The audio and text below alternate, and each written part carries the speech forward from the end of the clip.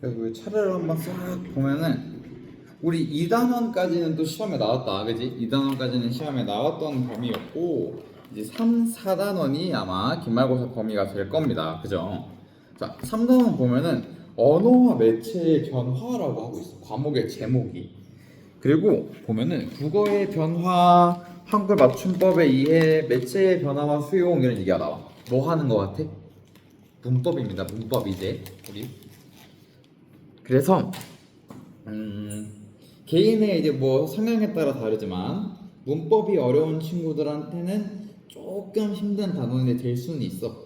그렇기 때문에 선생님이 이 부분에 있어서는 정말 자세히 하나하나 할 겁니다. 우리가 물론 중학교 때 문법을 한 번씩은 다 배웠다, 그지? 중세 국어를 다 배웠어도 내가 처음이라는 생각으로 하나하나 차근차근 나갈 테니까 너무 걱정하지 말고 좀 잘 따라오면 되고요. 한글 맞춤법 역시 동일합니다. 우리 맞춤법 띄어쓰기 이런 거 다시 한번 하는 거야. 그렇기 때문에 조금 다소 어려울 수는 있지만 잘 한번 해봅시다. 할 거고, 이제 마지막에 변화된 매체 제대로 읽기는 보면은 이제 우리 모의고사 풀다 보면은 막 카드 뉴스 같은 거 나오고 스마트폰 화면에 막 뭐 나오고 이런 문제 한 번씩 있지. 한 10번대 초반쯤에 문법 나오기 전에 그런 걸 우리 매체라고 하거든. 앞으로 이제 우리가 수능때 선택하게 될 텐데 언어와 매체라는 과목을, 이런 매체라는 장르를 한번 배워보는 거야. 그리고 나서 4단원 생각을 키우는 독서라고 해서 우리 모의고사에는 비문학 있다, 맞지? 그런 비문학 같은 단원이 4단원에 나오는 건데, 4단원 지문이 우리가 평소 모의고사에서 보던 지문들처럼 어렵거나 헷갈리지 않을 거야. 그렇게 어렵지 않은 지문이기 때문에 우리가 조금 더 자세히 수업을 하고 들으면 충분히 이해할 수 있을 거고요. 조금 걱정이 되는 건 이번처럼 모의고사가 나오면 조금 곤란할 수 있다, 그지? 이번에 모의고사 뭐 나왔어요, 얘들아? 시험에서? 뭐 내셨어? 기억나? 내가 생각할게요. 그래서 우리 오늘 언어와 매체의 변화 단원을 막 자세히는 아니고 작은 틀에서 한번 총 프리뷰를 한번 해볼게. 166페이지를 한번 가보면, 자, 우리는 언어와 매체의 변화를 얼마나 알고 있을까 하면서 시작을 해. 그래서 보면은 우리가 사용하는 언어와 매체는 소통의 기능을 할 뿐만 아니라 변화한다는 특징이 있대. 이게 무슨 말이냐면, 그래서 우리가 쉽게 설명하면은, 자, 우리가 한글이 생기고 되게 많은 시간이 흘렀지. 그 기간 동안 우리 말과 글의 형태가 그대로였을까? 아니거든. 변화가 충분히 있었어. 그래서 우리는 오늘 잠깐 볼 건데, 중세국어라는 것부터 시작해. 중세국어는 이제 우리 한글이 창제되기 시작해서 초반부를 이야기하는 거고, 그 이후에 근대국어라고 해서 현대국어와 중세국어 사이에 묘하게 공통점과 차이점을 가지고 있는 과도기적 우리형 형태의 국어가 나와. 그리고 지금 우리가 알고 있는 현대국어, 우리가 문법 수업을 하고 문법 공부를 하다 보면 우리가 지금 쓰고 있는 말투 혹은 맞춤법 등이 우리는 현대국어라고 할 수 있는 거야. 이렇게 크게는 세 덩어리로 우리 국어가 발전을 하게 된다. 우리 한글이 발전을 하는 거야.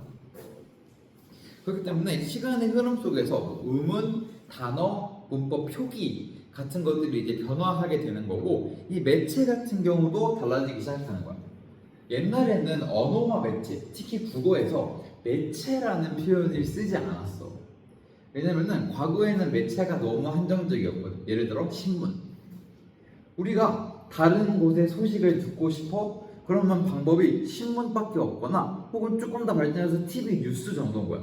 근데 얘들아, 지금 우리는 세계 반대편에서 무슨 일이 벌어지는지 너무 빠르게 알 수 있지. SNS 덕분에. 이러한 매체 발전을 통해서 우리가 소통을 할 수 있는 창구가 늘어나게 되는 거야.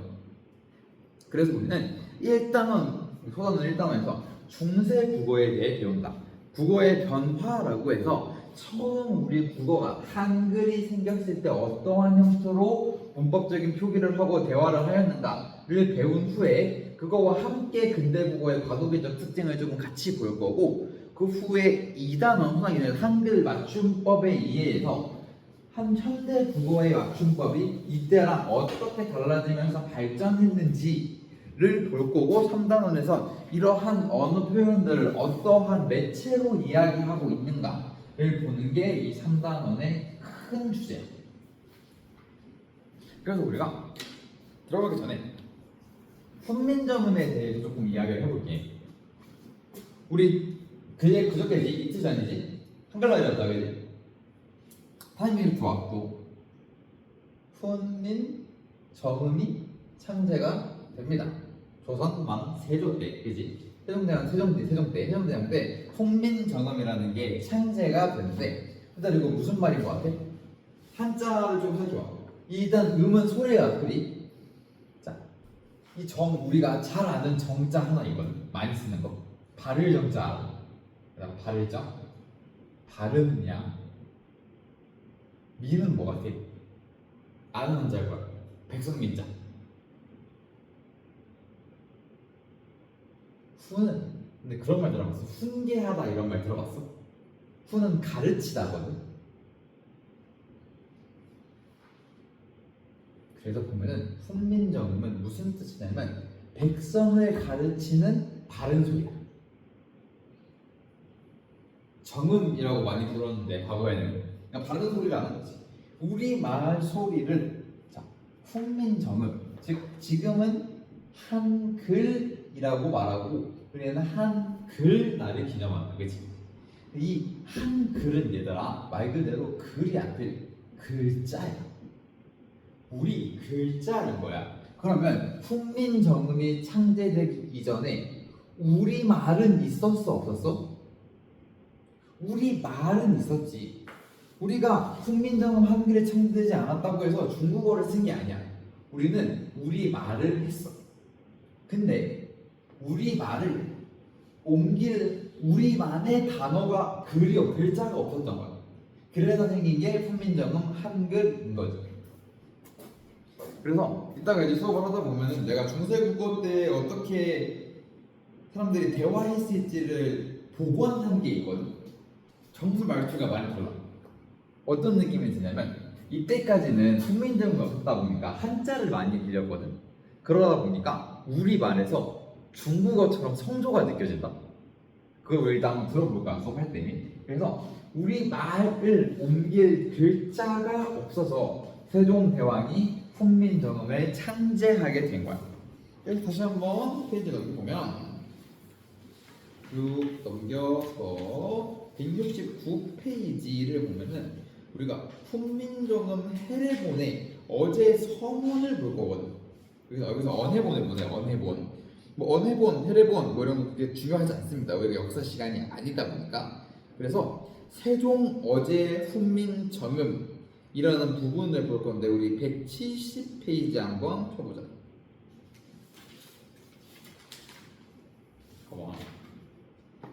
이게 지금 월인석고라는 책에 쓰여 있는 세종 5년 때 쓴 건데 세종 어제 훈민정음이라는 제목의 글이야.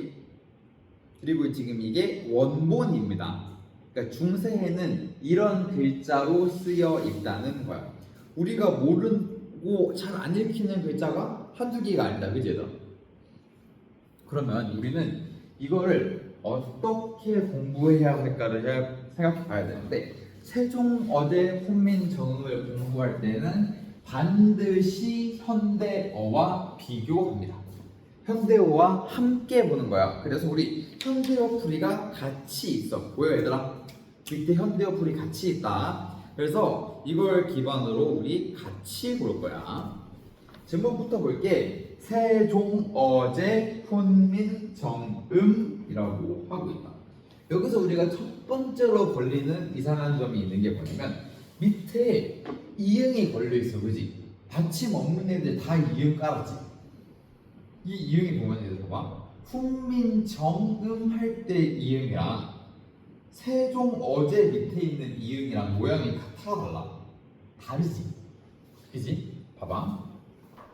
세종 어제 하고 써 있는데 밑에는 보면은 특히 제 여기 밑에 이응은 우리가 익히 잘 아는 지금의 이응이야, 그지? 근데 종 밑에 정 밑에 이응은 이렇게 생겼어, 그지? 얘는 우리가 지금은 사라졌지만 앞으로 계속 공부할 겁니다. 예이응이라는 친구야. 근데 그럼 얘는 예이응이야. 그래, 아 옛날에는 이렇게 생긴 이응도 있었구나라고 생각을 했어. 그런데 왜 여기는 밑에다가 이응을 갖다 붙였지라는 거야. 우리는 생종, 어제, 훈민정음이라고 발음을 안 했을 텐데 과거에도 왜 이랬을까 생각해보면 우리는 이런 걸 동국 정은식 표기라고 합니다. 동국 정운식 표기라고 해서 봐봐 얘들아, 세종 어제 보면은 다 한자다, 그지? 한자어 맞아. 옆에 한자 써 있잖아, 그지? 그래서 과거에는 동국 정운식 표기라고 하여서 한자어에 한해서 받침이 없는 걸 허락하지 않았습니다. 표기할 때 이때 발음은 세종 어제 훈민정음이었을 거야. 그런데 이응이 음가가 없는데도 갖다 붙었다는 겁니다. 뭘 말하기 위해서냐면 얘가 한자어임을 말해주고 싶었던 거야. 우린 그런 걸 동국 정운식 표기라고 불러. 이 역시도 이응이 요 이응이다, 그지? 요 이응인 것도 그런 겁니다. 우리 현대 국어에서 한번 살펴볼게. 아, 이라는 단어가 있어. 여기 이응 두 개 발음 돼, 안 돼? 근데 이거 음가로 인정 안 하지. 초성의 이응은 발음되지 않는 이응인데 모양을 그냥 적어준 거지. 세종 어제 훈민정음에 써 있는 동국 정운식 표기라는 것도 이런 거랑 비슷한 거야. 발음되지 않아. 근데 비워두면 안 되기 때문에 적어뒀다, 이런 개념으로 이해하면 됩니다. 알겠지? 이렇게 제목 봐서 우리 제목 세종 어제 훈민정음. 그래서 쉽게 현대어 풀이부터 보자. 우리나라의 말이 중국과 달라. 한자와는 서로 통하지 아니하여서까지 끊고 한번 볼게. 자, 우리 말과 한자는 대화가 안 통하지 얘들아. 지금 우리가 이렇게 하는 말 한자로 다 옮길 수 있어? 우리말은 한자로 옮길 수 없어. 심지어 중국어도 한자로 다 못 옮깁니다. 지금 너무 글자가 많아서 힘듭니다. 물론 걔는 하고 있지만, 그래서 걔네는 한자 공부를 엄청 열심히 해야 하지. 그래서 생각해보니까 우리나라 말이랑 한자는 분명 달라. 그래서 서로 안 통해. 여기서부터 창제 의도가 하나 나오는 거야. 첫 번째 뭐냐면 자주정신이 튀어나오는 거지. 자주정신은 우리가 홀로 할 수 있다는 거야. 분명 우리나라는 중국의 말과 다른데, 한자와 다른데 왜 이걸로 표기를 하냐, 서로 통하지 아니한다 하여서 이런 까닭으로 통하지 않는 이유로 어리석은 백성이 말하고자 하는 바가 있어도 제 뜻을 능히 펴지 못하는 사람이 많다. 얘들아, 한문 너네 공부해봤어? 한자 공부해봤어? 한자 어때? 한글보다 훨씬 어렵지. 글자도 훨씬 많지. 우리나라 말처럼 간단하지 않잖아. 물론 외국인이 봤을 때 우리나라 말도 어렵겠지만 간단하지 않아. 근데 옛날에 농사를 짓거나 평범한 사람들은 공부할 수 있는 시간이 있었을까? 그렇게 막 앉아서 공부하고 있을 시간이 없었어. 글자를 학습할 시간이 부족했던 거야. 그래서 옛날에 막 억울한 일이 있으면 상소문도 쓰고 할 수 있었거든, 평민들도. 심지어 평민들도 과거 시험을 칠 수 있었어, 천민이 아니면. 근데 이게 한자 공부를 해야 되니까 시간이 없어서 글자를 모르는 사람들이 너무 많아서 억울한 게 생겨도 항의할 수 없고 시험을 치러도 못 가는 거야. 성공하러 갈 수 있는 기회도 없어. 세종대왕이 이걸 어떻게 여겼냐면, 내가 이를 가엾게 생각하여 불쌍하게 생각했다라는 거야. 우리는 이거를 애민정신이라고 하는데, 애민이 무엇이냐? 백성을 사랑하는 마음으로 지었다라는. 내가 왕이야. 근데 나는 왕이고 이런 글자 같은 거 안 만들어도 평생 행복하게 살 수 있어. 왕은, 그지? 평생 내 마음대로 할 수 있어. 물론 이제 역사적으로 제약이 있었다고 하지만 굳이 백성들의 글자를 만들어줄 필요가 없어. 사실은 어떻게 생각해 보면. 근데 세종대왕은 이거를 불쌍히 여겨서 문제의식 삼았다는 거야. 그래서 이를 가엾게 생각하여 새로 28글자를 만드니 새로운 28글자가 생겼다. 바로 창조 정신인 거야.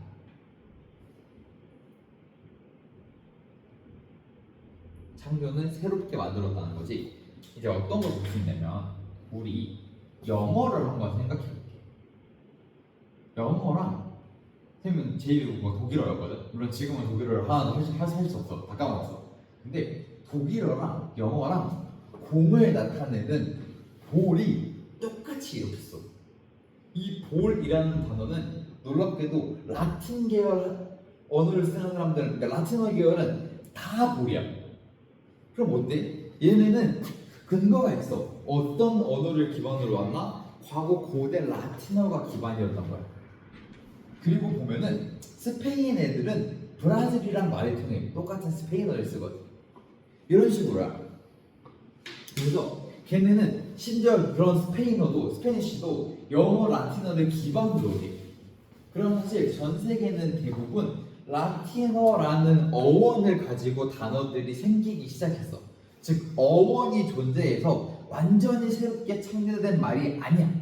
특히 영어도 그렇고. 그런데 한글은 오롯이 그 어떠한 영향도 받지 않고 한 사람이 창조해낸 단어야. 그래서 창조 정신을 강조하는 거야. 새로 28글자를 만드니 모든 사람들로 하여금 쉽게 익혀서 날마다 쓰는데 편하게 하고자 할 따름이다. 이걸 통해서 결국에는 뭔 얘기를 하고 싶었냐면 백성들이 실용적으로 살길 바랬어. 글자 몰라서 무시당하지 말고 글자 몰라서 성공할 수 없고 이런 시대가 아니라 쉬운 글자를 쓰면 쉽게 배울 거 아니냐 라는 판단 근거를 가지고 결국은 이게 실용 정신을 위해서 글자를 만들었다는 거지. 한글이 유일하게 만든 사람과 만든 시대와 만든 원리가 다 밝혀져 있는 단어입니다. 유일하게 전 세계 언어 중에 다 근거가 없어. 근데 다 뭔가 하나씩 빠져있거든. 만든 사람이 없거나 만든 시대가 정확하지 않거나 뭐 만들었다는 그 논리적 근거가 없거나 그렇단 말이야. 근데 세종은 다 있습니다. 한글은. 그러니까 놀라운 글자지. 10월 9일에 쉬는 게 맞다. 우리 친구들 어렸을 때는 10월 9일이 안 쉬었지. 기억나? 한글날에 학교 갔던 거 옛날에. 여러분은 한글날에 학교 안 갔던 때부터 학교를 다녔나 봐. 원래 한글날은 빨간 날이 아니었어. 지금 빨간 날이잖아, 그지? 한글날이 빨간 날인지 난 한참 됐다고 생각해. 진짜 한참 됐나 보네. 한글날 쉬니까 얘들아 얼마나 좋았어. 너희도 어제 학교 안 갔니? 10월 10일에? 그럼 쭉 쉰 거네? 와, 시험 끝나고 그냥 쫙 죽인다. 쫙 쉬고 첫 수업이 이제 국어. 한글날 기념, 국민정음. 한글날 기념은 아니고. 그래, 다들 내가 첫 수업이네. 참 보기 싫었겠다. 나였어도 싫었을 거야. 이해해 얘들아. 자, 어쨌든 이러한 정신을 기반으로, 이러한 창제 정신을 기반으로 만든 세종어 훈민정음의 이제 중세 형태를 같이 볼게. 얘들아 계속 현대어 풀이랑 붙여서 볼 거야. 이해해보자.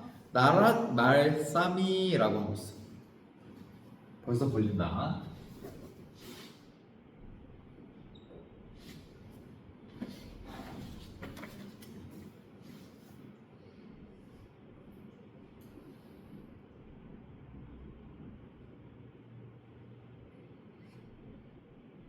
옆에 걸려있는 성조는 내가 빼고 한번 가볼게. 성조는 마지막에 정리할게. 자, 보자.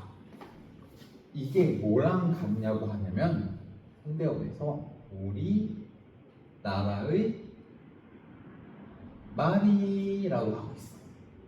보자. 끊어보자. 이렇게.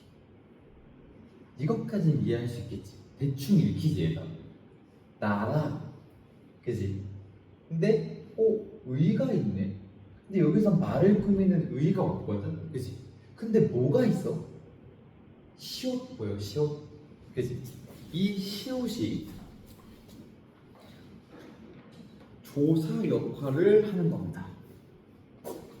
나라의, 요 시옷이 의와 연결되는 거야. 근데 그거에 우리가 관형적 조사라는 말 한다, 그지? 관형적 조사 의의 역할을 시옷이 하는 거야. 나라 말싸미라고 하고 있어. 우리 현대에 이런 단어 있지, 말씀, 그지? 얘들아, 말씀이란 말 있지. 이거 무슨 말이야? 뭐랑 똑같은 말이야? 말, 그지? 말, 이가 안 보이는데 겁니다. 여기서 중세국어의 첫 번째 특징이 나오는데 뭐가 있냐면, 중세국어는 바로 이어적기라는 거를 합니다. 무슨 말이냐면, 우리 지금 예를 들어 연음하면은 연음 한 채로 표기해, 아니면 연음 안 하는 걸로 표기해? 안 하는 걸로 표기하지, 그지? 근데 이때는 발음하는 대로 쓴 거야. 진짜 말 그대로 말하는 걸 표기하는 데 집중한 거야. 그래서 원래는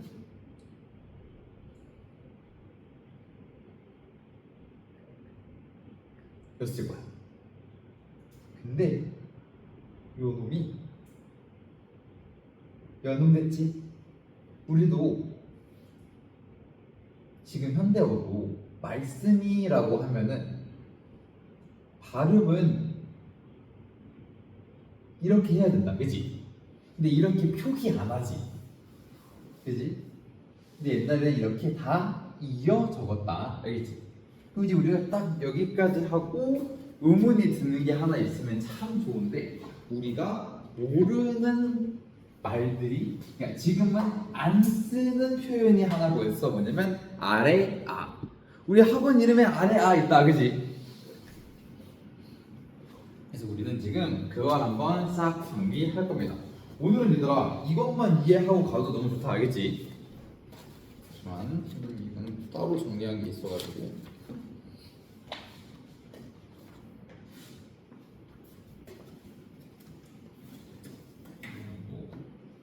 미래엔 교과서에 굉장히 자세히 나와 있습니다. 볼게. 훈민정음 시절에 자아 모음을 정리할 거야. 나중에 이거 내가 정리해서 그냥 파일로 보내줄게, 얘들아. 오늘 막 필기하는데 집중하지 말고 이해해봐. 자, 우리 지금 자음 개수 세려보자. 가, 나, 니은, 디귿, 리을, 미음, 비읍, 시옷, 이음, 지읒, 치읒, 키읔, 티읒, 이렇게 있지. 얘들아 쌍자음은 자음 아니야. 지금 머릿속에 떠오르는 쌍기역 걔는 빼야 돼, 알겠지? 얘네까지 있다, 그지? 근데 중세에는 피읍을 안 적으셨어요. 그러네, 미안. 티읒도 있어. 그러네, 안 적었네. 자, 요 다음에 새롭게 뭐가 생기냐면, 우리 아까 봤지? 그 세종건조 훈민정음 할 때 본 건데 뭐가 나오냐면 이제 옛, 이음, 여린, 히읗, 그리고 반치음, 시옷이라는 게 등장해요. 세모 아닙니다. 반치음, 시옷입니다. 자, 얘가 중세에는 존재했다는 거야. 그럼 우리는 의문이 들 수 있지. 얘랑 얘의 발음 차이가 뭐였을까? 얘랑 얘의 발음 차이가 뭐였을까? 얘랑 얘의 발음 차이가 뭐였을까? 아쉽지만 알 수가 없습니다. 왜일까? 중세에는 녹음기가 없었어. 그러니까 우리가 추측만 하는 거야. 얘 이름이 여린 히읗이야. 그럼 무슨 말이겠어? 히읗보다 소리가 조금 여린 히읗이었을 거야. 얘는 반치음 시옷이라고 불러. 치음이라는 게 무슨 말이냐면, 이게 말 그대로 소리가 나는 위치를 이야기하는 건데, 반치음 시옷은 어떻게 소리가 났을 것으로 추정이 되냐면 아마 우리 Z 알죠? 알파벳 Z. 우리말이 지금 이거 발음할 수 있어? 이거 정확히 발음 못하지. 우리말로 정확히 못 옮기지. 이거 그냥 얘로 퉁치지. 봐봐. 얘도 지읒으로 퉁치지. 그지? 너 근데 이거 두 개 정확히 구체적으로 구별할 수 있어? 지랑 Z? Z라고 말하니까 살짝 내가 세대가 다른 것 같긴 한데 지랑 Z가 한국말에서는 지금 정확히 구분이 안 되겠지. 다 지읒으로 해. 근데 이 반치음이 요 Z 사운드를 정확히 구사할 수 있었다라는 이야기가 있어. 이게 녹음이 되지 않았기 때문에 우리가 정확히 알 수는 없어. 근데 아마 Z 소리를 내지 않았을까? 이 중간에 이 떨림이 느껴지는 그 무언가가 있었지만 아쉽게도 사라집니다. 요 옛 이음 같은 친구들도 표기를 위해서 있었던 거야. 그러니까 우리가 아까 똑같이 이제 이음으로 바뀝니다. 얘네는 여린 히읗도 히읗과 이음 그 사이에 필요에 따라서 발음을 옮겨가기 시작해. 어떻게 바뀌는지 내가 또 나중에 이야기할게요. 이렇게 자음이 있었어. 자음의 개수가 좀 많다, 그지? 과거보다. 지금보다 훨씬 많아졌다. 자, 모음을 볼 건데 모음은 또 묘하게 크게 다를 게 없어. 근데 우리 기본자 세 개를 알아둬야 된다. 자, 을랑 이 요거는 대충 감아, 그지? 이건 지금도 있어. 자, 우리는 얘네를 천지인을 본땄다고 하거든. 그럼 한번 생각해보자. 뭐가 인일 것 같아? 뭐가 사람일 것 같아? 그나마 혼자 서 있는 의지. 사람, 땅, 하늘이래. 이유는 알 수 없어. 세종대왕 말이야. 그지? 이렇게 만든 거야. 그리고 얘네를 기반으로 글자를 만들기 시작한다. 아래 아 뒤에 오를 붙였어. 자, 봐봐. 이거 위에 붙이면 뭐야? 오. 위에 두 개 붙이면 뭐야? 요. 그러니까 생각해봐. 이거잖아. 지금의 오. 자, 얘네 둘이 붙였는데 밑에 하나 붙였어. 우. 밑에 두 개 붙였어. 유. 자, 얘랑 이 찍어 붙일 거다. 안에 하나 붙이면 오. 요. 아. 야, 이렇게 자 모음끝. 자, 이렇게 보자. 너희 지금 단모음 체계표 기억나? 모음 체계표?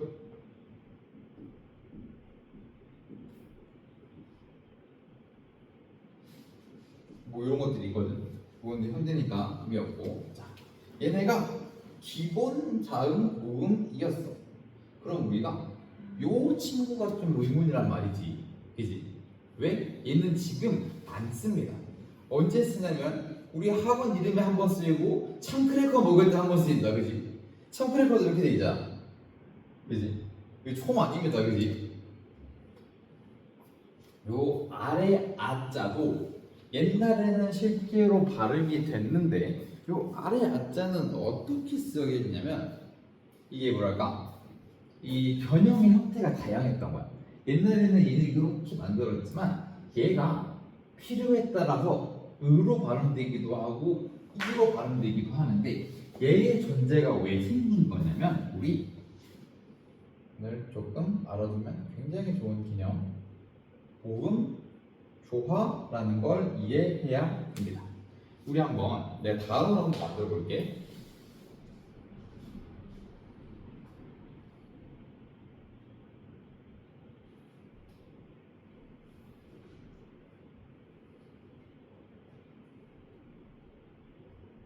어떤 게 더 가볍게 뛰는 것 같아?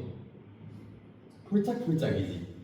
우리는 얘네를 양성이라고 부르고 얘네를 음성이라고 불러.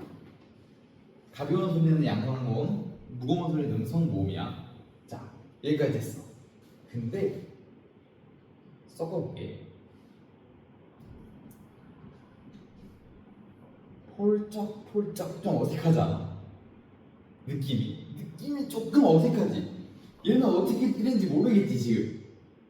쉽게 말하면 그닥 어울리지 않아. 그치? 그래서 우리말은 놀랍게도 양성 모음은 양성 모음끼리, 음성 모음은 음성 모음끼리 모이는 모음 조화를 잘 해내는 언어 중 하나예요. 그런데 이 모음 조화가 지금은 굉장히 불분명해진 거야.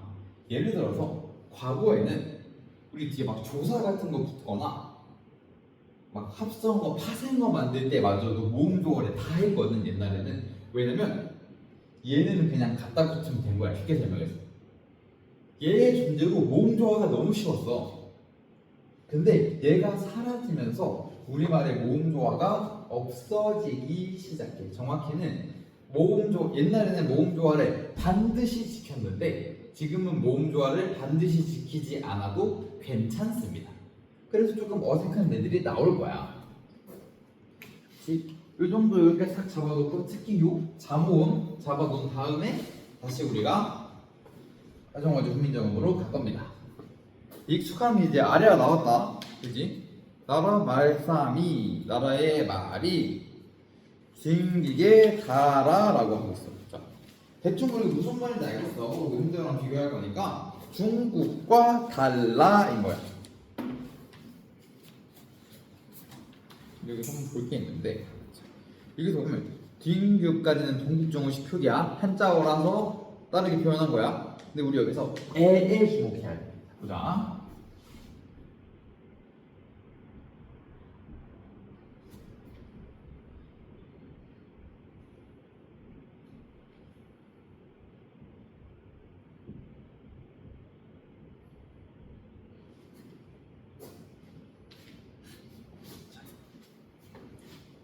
요거 얼추 이해할 수 있다, 그지?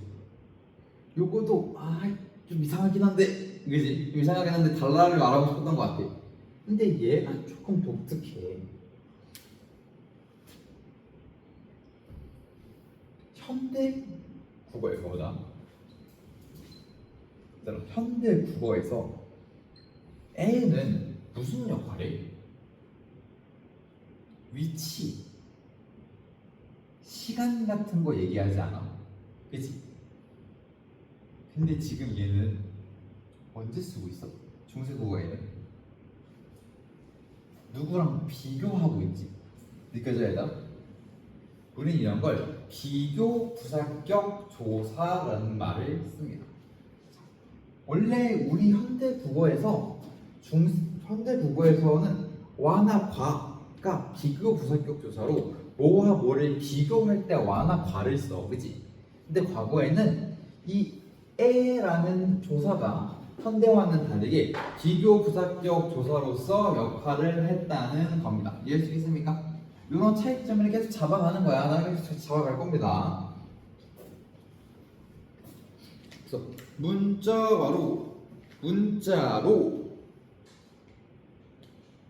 이 문자는 뭐겠어? 중국과 다른 문자니까 한자와는 서로 사마띠 아니할세 하고 저기 사마띠 나온다. 사마띠가 뭐냐면 통하지 아니하여는 얘들아. 우리 자습서 보면은 팔종성법 보여? 그지? 자, 한번 해볼게. 우리 현대국어에서 내가 현대로 들어온다. 현대에서 음절 끝소리 규칙 압니까, 여러분? 그지? 음절 끝소리 규칙은 뭐야? 종성에서 날 수 있는 소리는 정해져 있다. 뭐 쓸 수 있어? 이응, 미응, 디귿, 리을, 미음, 비읍, 이응만 발음될 수 있어. 몇 개 됩니까? 7종성이었어요, 옛날에. 지금은 지금 7개 됐어. 근데 과거에는 다시 중세로 돌아가면 중세에는 무슨 규칙이 있냐면 팔종성법이라는 게 있는 거야. 지금은 7개인데 과거에는 뭐 하나가 따로 발음이 됐다라는 얘기야. 그래서 보면은 뭐가 발음됐냐면 과거에는 기역, 리은, 디귿, 리을 이렇게 똑같아. 기역, 리은, 디귿, 리을, 미음, 비읍, 이음인데 뭐가 발음됐냐면 시옷이 발음됐어. 봤지? 받침. 우리 이런 걸 팔종성법이라고 부르는데, 자 보자. 내가 맨 처음에 세종과지 훈민정음 들어갈 때 한 말이 하나 있는데, 이어적기 기억나? 이어적기? 왜 이어적기 한다고 했어 내가? 발음대로 표기하려고라 그랬지. 즉 세종 어제 훈민정음에 쓰여 있는 건 발음되는 것만 쓰여 있는 거야. 근데 사마띠의 받침이 시옷이지. 즉 얘는 사마띠는 시옷으로 받침이 발음이 됐을 거라는 거야. 근데 현대는 어때? 시옷 발음은 다 디귿으로 통해, 그지? 근데 과거에는 시옷과 디귿이 종성에서 발음의 차이가 있었다는 거지. 우리가 지금은 구별할 수 없는 일이야, 그지? 과거에는 팔조문법이기 때문에. 그래서 보면은 사마띠는 원래 받침이 치읓이야. 근데 치읓은 발음이 안 되지. 그래서 지금 우리 발음 안 되는 애들 음절기 소리 규칙을 통해서 바꿔서 발음하잖아. 그것처럼 치읓을 시옷으로 바꿔서 발음했대. 그리고 세종어 주민정음은 발음한 걸 표기하는 거니까 시옷이 표기에 남아있다라는 거지. 이해할 수 있습니까, 여러분? 그래서 팔종성법, 특히 이 시옷의 발음이 과거에는 어디서 일어났다? 종성에서 일어났다라는 개념을 우리가 파악할 수 있는 거야. 그래서 생각을 해보자. 자, 이런 종성에서 차이가 있네, 그지? 종성에서 차이가 있네. 또 우리가 이제 이걸 모음을 제작하는 자모음을 제작하는 과정을 택해보는 거지. 우리 자음은 초성과 종성에서 쓰인다, 맞지? 모음은 어디서 쓰여? 초성, 중성, 종성 중에 중성에서 쓰여. 과거에도 같은 룰인데 종성에 생기는 단어는 새로 만들지 않고 초성에 있던 것 중에 골라 쓴다 라는 말이 뭐냐면 종성, 부용 함께 쓴다, 초성이라는 말이 있습니다. 기억이 좀 좋은 단어야. 종성, 부용, 초성이라는 룰을 통해서 종성을 만들어낸다. 그래서 이런 것들 또가시서고 사마띠에서 우리가 그런 부분을 찾을 수 있다.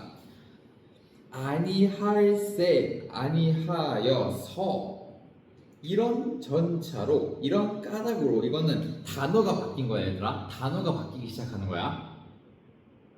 어린, 자, 어린은 우리 한번 표시해두자. 자, 어린.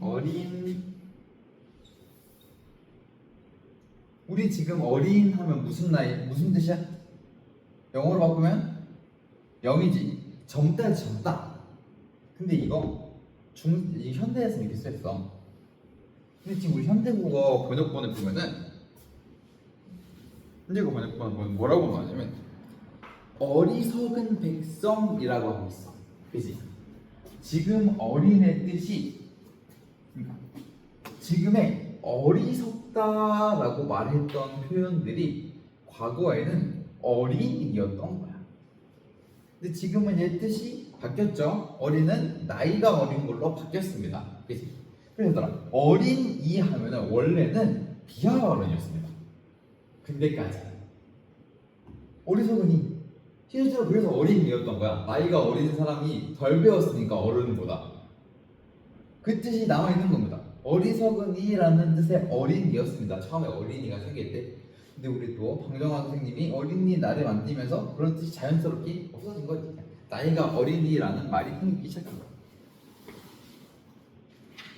이런 차이점들도 또 어휘적 차이다. 문법적 차이뿐만이 아니라 어휘적 차이도 우리가 느낄 수 있어야 됩니다. 어린 백성이. 자, 얘들아, 백성이 할 때 이 이응은 무슨 이응이야 지금? 예디응이지.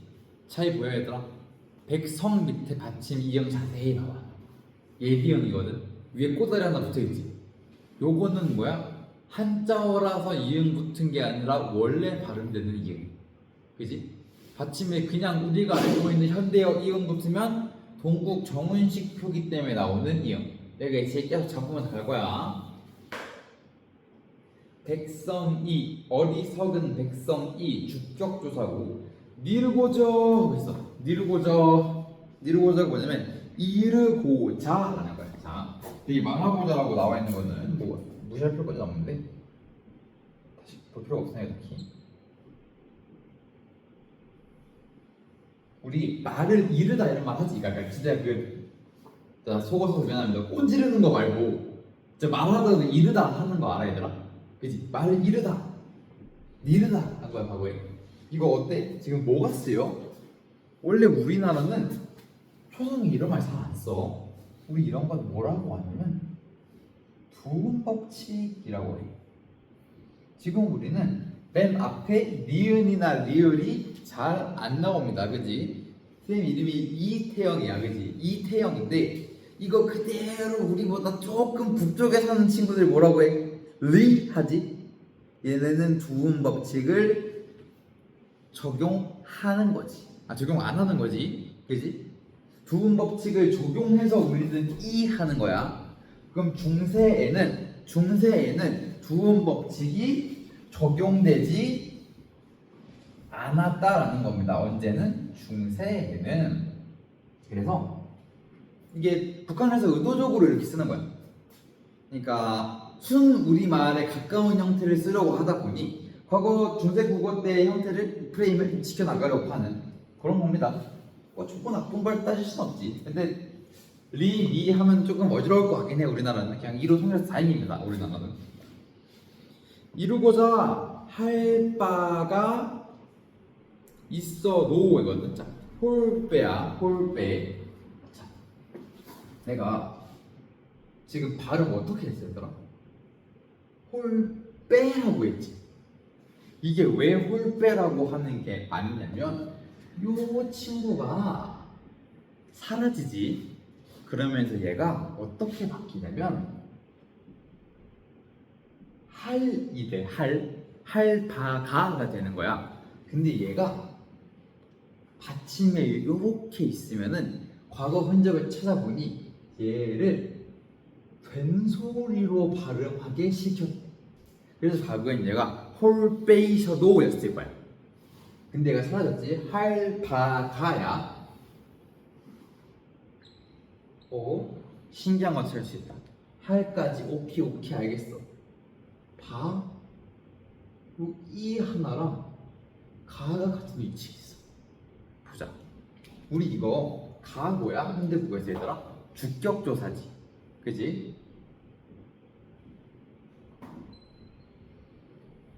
현대국어에서 주격조사는 이, 가, 깨서 따지자면 에서까지 있다. 그지? 근데 뭐 대표적인 건 이 가니까 요거만 볼게. 근데 중세에는 주격조사가 이도 있고 요 그냥 혼자 쓰는 이도 있고 놀라운 게 뭐냐면 이따가 볼 텐데 주격조사를 없이 쓸 때도 있어. 공 이거 압니까 여러분? 공집합할 때 쓰는 공. 실제로 이거 한글에서도 많이 써. 안 쓴 거야 안 쓴 거야. 안 쓰는 것도 주격조사래. 여러분 지금 조금 어이없을 수 있어요. 나도 어이없었거든. 그러면 주격조사를 안 쓴 거 아니야? 라고 말하면 되잖아. 아니래. 주격조사를 안 쓴 걸 쓴 거래. 조금 이상해. 나도 너 얘기 충분히 이해해. 안 쓴 걸 쓴 거임 이라고 표현해. 그러니까 이렇게 주격조사 종류가 3개 있었대. 그냥 2개 있었다고 생각하면 되는데 시험 문제에서는 과거에는 주격조사가 3개 있었다라고 하면은 없음도 있다고 쳐야 돼. 안 씀인 거야. 안 씀. 이렇게 할바가 이렇게 잡을 수 있는 거지. 할바 헐빼 있어도 할바가 있어도 한번 볼게. 요것도 얘들아 이어잡기 한번 해서 보여. 있어도지. 있어도. 근데 이거 이셔도 해놨거든. 올린 겁니다. 쌍식이 없었어 과거에. 받침에서 쌍식을 못 썼거든. 뭐 거기까지 이해 안 해도 되는데 계속 이어잡기 하고 있다 얘네. 받침 없어. 저도 마침내 이거 보여 얘들아? 다 아래야 박혀있지.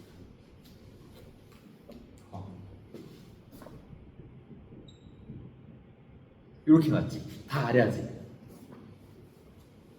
지금 이거 뭐래? 마침내래.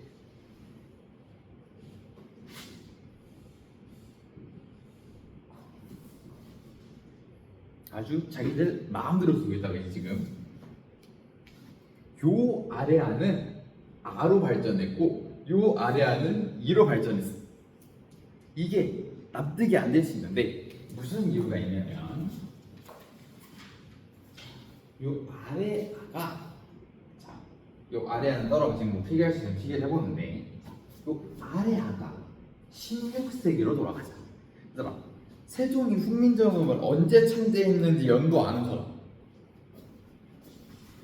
대충 느낌으로도 비슷하게 한번 가봐. 아는 사람. 지금 사장님 뭐 편의점에서 뭐라 솔직히 혹시 내 지금 감이 온다. 대충 몇 년도인지 알겠다. 잘 모르겠다 그지? 1400 이제 찍기 쉬워졌어. 1440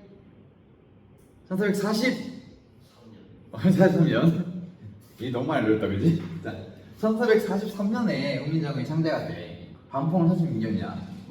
자, 일단 1443년이면 몇 세기에 15세기지? 세기 1 더하는 거야. 심지어 15세기 중반을 상대가 되거든? 그지? 왜냐면 43년이면 15세기 거의 다 갔잖아. 반쯤 왔잖아, 그지? 근데 충격적이게도 아레아는 16세기부터 사라지기 시작해. 이거 무슨 말이야? 얘는 사실상 생기자마자 사라지기 시작해. 세종어지 훈민정음에만 거의 남아있는 수준인데 얘가 사라지기 시작해서 처음에는 잘 들어봐 얘들아. 이 음절 이하에서 뭐로 발전하면 으로 발전해. 봐봐. 이 음절 이하에서 으로 발전한다 처음에. 근데 여기까지 우리가 알 수 있는 게 없는데 그리고 18세기 후반에 무슨 일이 벌어지냐면 1음절에서 아로 바뀌어. 그리고 이외의 형태로 자기 마음대로 변한다라고 이야기하고 있어. 그러니까 얘는 사실상 이 친구는 생기자마자 없어지기 시작한 거야. 약 50년 정도 쓰이고 사라지기 시작해서 얘네가 지금의 형태의 마침내라는 형태로 온 거지. 근데 아마도 아레아가 사라지면서 당대 기록들을 찾아보면은 내가 모음조화가 되는 방향으로 자연스럽게 사라집니다. 근데 뭐 사라지는 애들이 또 한두 개가 아니야. 제 뜻을인데 이상하게 생긴 친구 하나 보여, 그지?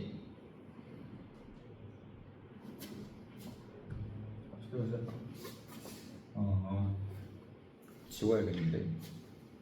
그리고 지울게고.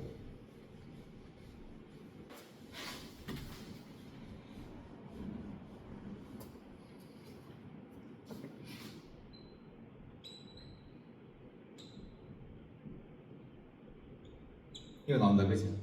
근데 이건 현대어로 뭐 했었어? 제 뜻은이야, 그치? 그럼 우리 조금 얘는 자세히 한번 뜯어볼게. 쟤까지는 오케이, 납득됐어, 그치? 똑같은 말이야, 납득됐어. 여기서 하나. 자, 우리 현대어에서 쌍기역, 쌍디귿 요런 친구들 있지. 얘네 자음 2개 있는 거야? 얘네 단독으로 자음이야. 얘들아. 그치, 하나지. 쌍기역, 쌍디귿이라고 불리지. 자음에 이름이 있어. 그래서 얘네는 우리가 어떤 단어를 오늘 할 거냐면 우리 어두자음군이라는 표현이 있는데 기억해 둡시다. 어두자음군은 자, 무슨 뜻이지? 다 설명 좀 해보자. 뒤에 말의 앞에 자음 군이래. 자음 군이 무슨 말인 것 같아? 자음이 모였다. 즉 2개 이상이 사용됐다는 얘기야. 그러면 지금 생각해보자. 현대 우리 지금의 현대 국어에서 어두 자음군 쓸 수 있어? 이런 말 있어? 어두에? 받침에는 있지. 말에는 자음군 쓸 수 있어 우리. 근데 어두에는 자음군 못 써. 이제는. 그래서 쌍기역 같은 애들은 자음군이 아니라 그냥 자음이야. 쌍자음이라고 부르지 우리가. 자, 얘는 사라지면서 뭐가 됐냐면 어두 자음군은 사라지면서 뒷소리 된소리로 바뀝니다. 보입니까? 뜻 됐어. 그리고 또 한 번 다시 뜯어보면 이어적기 했음을 알 수 있다. 그지? 근데 신기한 건 다시 팔동송법으로 돌아와서 한 건 우리가 생각을 해보자는 거지. 과거에는 디귿, 시옷이 각각 받침에서 발음됐다고 했어. 그러면 얘는 보아하니 디귿이 갖다 넘어간 걸 보니 요런 발음이지 않았을까? 단독으로 있었다면 요게 요렇게 표기될 게 이어 적힌 거겠지? 시옷이었으면 슬로 말겠지. 그러니까 요런 단어였을 거야, 과거의 뜻은. 근데 조금은 요런 형태로 굉장히 많은 게 바뀌었다. 사실상 중성의 모음, 읍 빼고 다 바뀌었지. 그러니까 요런 차이점을 잡아가는 거야. 이어 적혀놓은 포인트 잡고 있다. 지금 우리 천천히 실어 펴디 나와. 실어 펴디. 자, 얘들아, 국외음화 기억나? 국외음화가 뭐야, 얘들아? 디귿, 티귿이 쉽게 설명할게. 어렵게 안 할게. 이 만나서 지읒, 치읒 되는 거야. 맞아? 뭐 여기 다른 조건들이 더 많지만 지금 삭제는 안 할게. 그래서 우리 펴다라는 말 있지. 이거 뭐가 원래 맞는 말이야? 피다 아니야? 그지? 그래서 피다, 펴다, 펴지 된 거거든. 이 과정에서 요 지로 발음되는 게 국외음화야 사실은. 왜냐면 요 디귿이 펴디 만나는 거거든. 이 한 음절 안에서도 국외음화가 일어난다. 이 얘기는 자세히 하지 않을게. 우리가 지금 국외음화 단원이 아니니까. 근데 그래서 지금 우리는 펴지라고 잘 써. 자연스럽게 써. 그지? 근데 중세국어에는 시어 펴디라고 하고 있어. 이거 뭐야? 국외음화가 일어나지 않았네. 중세에는 국외음화가 일어나지 않았습니다. 그러면 지금 우리가 국외음화를 하는 이유가 뭐예요, 얘들아? 발음하기 편하려고 국외음화하지. 봐봐. 이 말 구디라고 발음하는 게 편해? 구지라고 발음하는 게 편해? 구지가 편해. 편해서 한 거야. 편해서. 다른 이유는 없어, 진짜로. 근데 얘가 중세에는 아무래도 이렇게 쓰여 있을 거야. 구디하고. 구디라고 실제로 발음했을 거로 알려지고 있어. 왜냐면 중세에는 국외음화가 없었으니까. 근데 놀랍게도 중세 국어에서 국외음화도 조만간 발견이 됩니다. 그러니까 실제로 편리하게 발전하다 보니까 그렇게 된 거지. 그래서 구디, 펴디 보고 할, 놈, 이, 한이라라고 있어. 자, 이것도 이제 굉장히 또 할 얘기가 많은 부분입니다.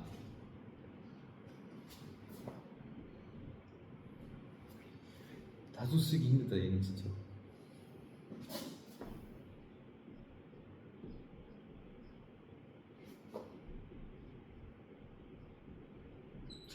중세국어로 이렇게 써 있다, 그지?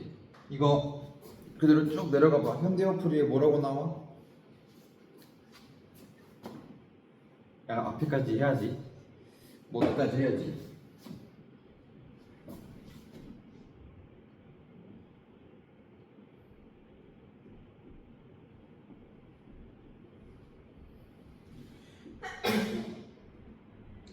이게 맞지?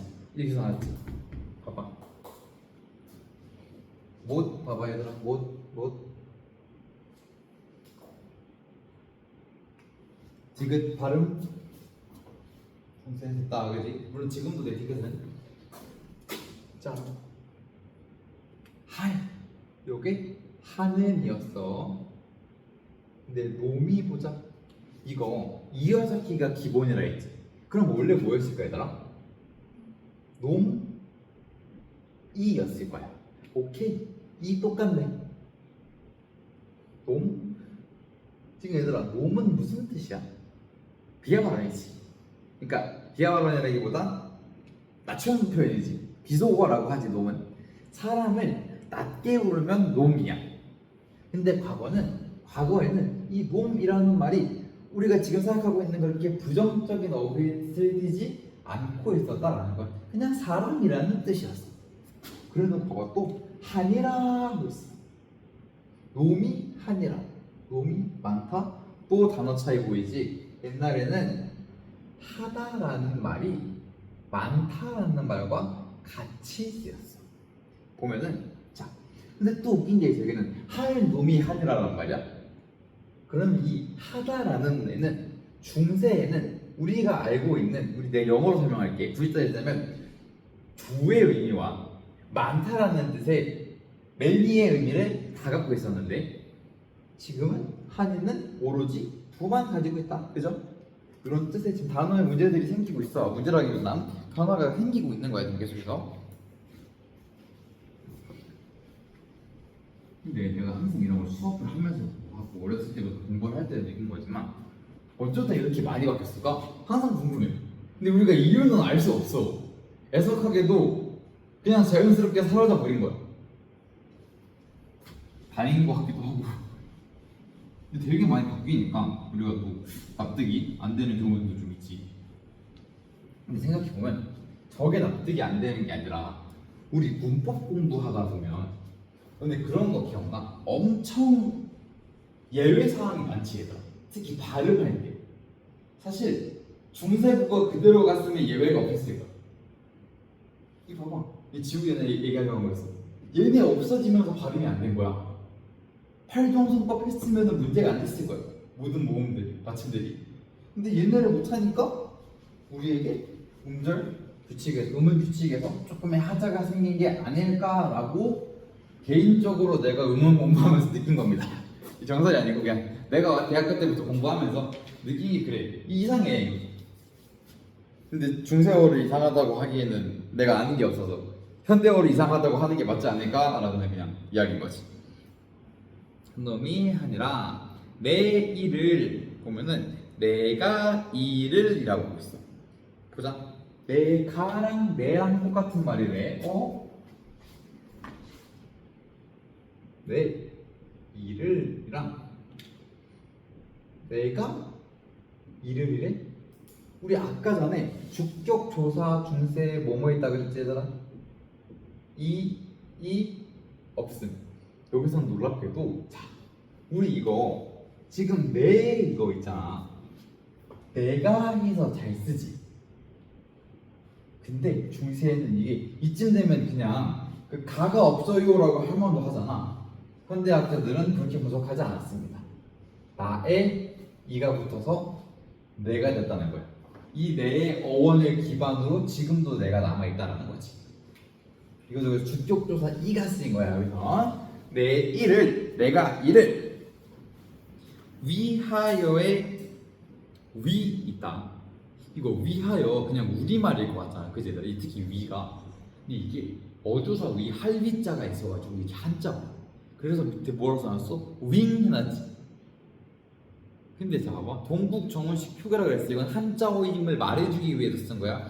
유일하게 표기법이라서 이건 윙하여 안 합니다. 발음할 때 위하여 하는 거야. 그냥 한자어에서 왔음을 이야기하는 거일 뿐입니다. 위하여 내 일을 위하여 어여삐 여겨 라고 하고 있습니다. 어여삐 볼게요. 어여삐. 얘들아 지금 우리 어여쁘다라는 말 없어졌어? 어때? 어여쁘다는 말 있지 아직? 지금 어여쁘다 하면 무슨 뜻이야? 예쁘다, 그지? 예쁘다, 예쁘다, 그지? 근데 중세에는 이 어여쁘다가 뭐였대? 불쌍하다라는 뜻이었대.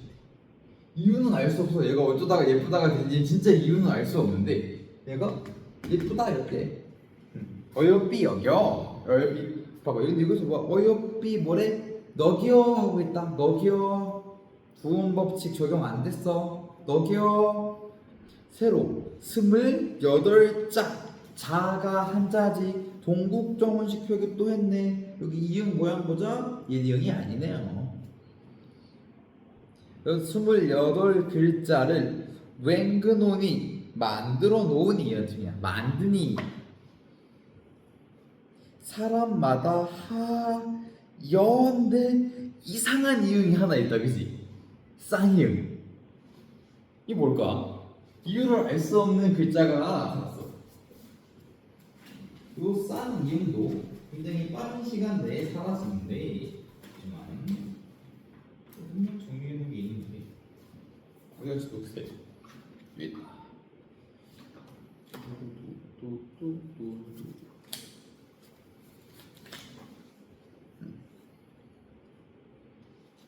요 쌍자음들이 몇 개 사라지는데 요거는 그냥 여 느낌으로 가는 거야. 근데 이게 왜 생겼냐면 그 과거에는 쌍자음이 좀 많아. 어두에 어두 자음군도 있고 이게 사실은 그 중국어 발음 때문에 그래. 다시 돌아가 보자. 훈민정음이 생기기 전에는 한자를 많이 썼다고 했어. 한자를 많이 쓰다 보니까 그리고 한자어 문화권에 모인 중국이랑 소통이 많았겠지. 외국어 중에. 그러면 우리가 중국어의 발음을 잘하는 것도 중세에는 꽤나 중요했을 거야. 얘네가 와서 한글을 하지 않았을 거 아니야. 그래서 요 쌍장들, 쌍기의 쌍이응 얘네가 중국어 발음 같은 거야. 그러니까 하여가 뭔가 이상한 무언가였을 거야. 쌍이응이. 그리고 사람마다 하여 수빈이겨라고 할 때 여기서 이상한 자음이 하나 보입니다. 뭐라 써있어 얘들아? 비읍 이음을 위아래로 써놨어.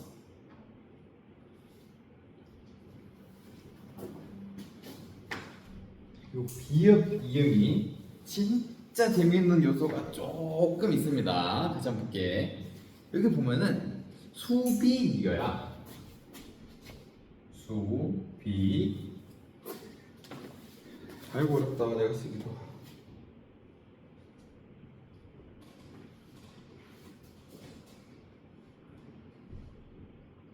쉽게 익혀다 익혀. 이것도 아까 좀 따라서 보자.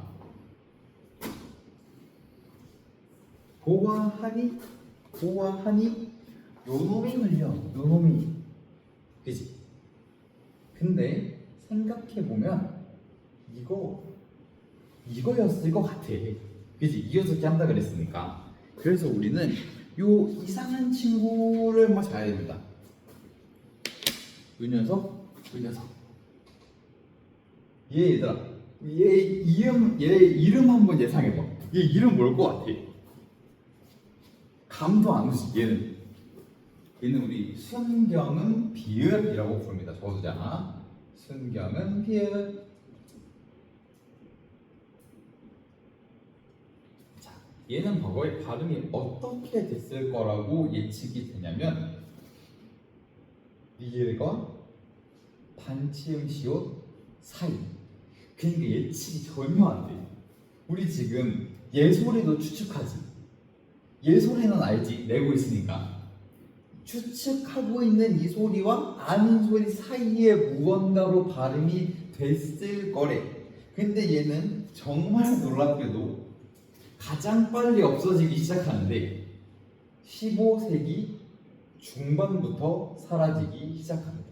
아니 창제가 15세기 중반에 됐는데 15세기 중반에 사라진대. 어떻게 사라지냐면 우리가 조금 이제 공부가 필요한 부분이긴 한데 한번 해볼게. 반모음 W 쉽게 말하면 워 계열로 바뀌기 시작합니다. 그래서 중세에는 이런 표현이 있었습니다. 이게 뭐가 됐냐면 더 뭐가 된 거야. 근데 얘들아 경상도 사투리에 더우면 뭐라 하지?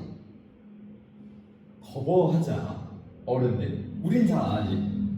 그지? 근데 더버라 하지. 어른들. 경상도 어른들.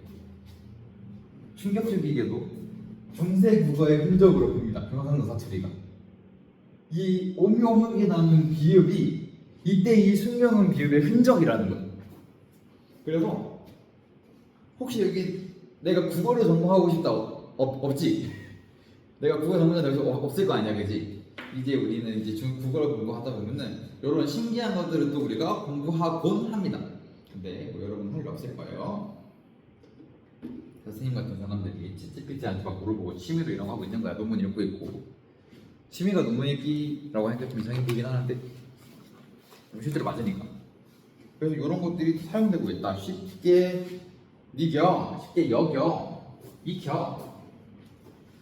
자, 이것도 뭐겠습니까? 니은 보이지? 좋은 복식 문제이셨을 거고 이거였을 건데 넘어갔지? 이었을 것으로 보인다. 그지? 여겨, 니겨. 날로 수메 하고 있어. 날로 수메. 또 얘 나왔다. 어두 좌음건 나오면 내가 아까 뭐라 그랬어 얘들아? 뒷소리, 된소리. 그래서 얘가 뭐 됐다고? 씀에 된 거야? 보니까 요 미음 요 미음 여기서 됐지? 여기도 또 뭐 한 거야? 이어졌기 또 한 거야? 날로 씀에 뻔하게 라고 하고 있거든. 이게 뭐야? 편하게 하고자 하거든. 근데 이거 뿅한이라고 나와. 이거 왜냐면 내가 방금 뿅한 이렇게 발음했지. 이거 좀 중국어 같지 않니 얘들아? 내 방금 발음이 실제로 이 발음이 맞거든. 중세 발음이. 실제로 한자어는 중국어처럼 발음하기가 제1 목표였습니다. 훈민정음 시대에는. 하게 하고자 할 따름이니라. 이것도 시옷 디귿 보인다 얘들아. 그지? 이것도 뭐야? 어두 자음군 쓰였다. 어두 자음군은 뭐라고? 뒷소리 된소리 뜻이라 따름이니라 라고 하고 있습니다. 그래서 우리 여기 쭉 봤어. 중세국어의 차이를 쭉 봤어. 그리고 하나 마지막으로 봐야 할 게 뭐냐면 방점입니다. 중국어에는 성조라는 게 있다 얘들아. 그치? 들어본 적 있을 거야. 중국어에는 성조가 있어서 팡팡팡팡 뛰지 말이. 그래서 우리가 유독 이게 뭐 형중 발언 이런 게 아니라 중국어를 들으면 조금 피곤한 느낌이 좀 있지. 얘네가 조금 빠르고 튀거든 말이. 그러니까 너네는 안 느낄 수 있어. 내 개인적인 생각이었어. 나는 그냥 고등학교 때 중국어가 필수였거든. 고1 때. 그러니까 암만 생각해도 중국어는 너무 빠르고 통통통통통 뛰어. 이게 성조가 있기 때문이거든. 그래서 근데 과거 중세에도 우리말에 성조가 있었대. 어쩔 수 없어. 과거에 중국과 교류를 많이 했으니까. 그래서 이 성조는 높낮이를 나타내는 거야 얘들아. 소리의 장단이 아니라 높낮이를 이야기하는 건데, 그러기 위해서 점을 안 찍은 게 있는데 이 점을 얘들아 글자의 왼쪽에 찍은 거야. 왼쪽에. 그래서 글자 왼쪽에 점이 없으면 평성이라고 해서 그냥 낮은 소리, 평범한 소리라는 얘기야. 그리고 글자 왼쪽에 점을 하나 찍으면 높은 소리, 그리고 점을 2개 찍으면 낮았다 높아지는 소리. 이게 조금 중국어 같이 들리거든. 그래서 내가 여러분한테 내가 안 들고 와버렸네 패드를.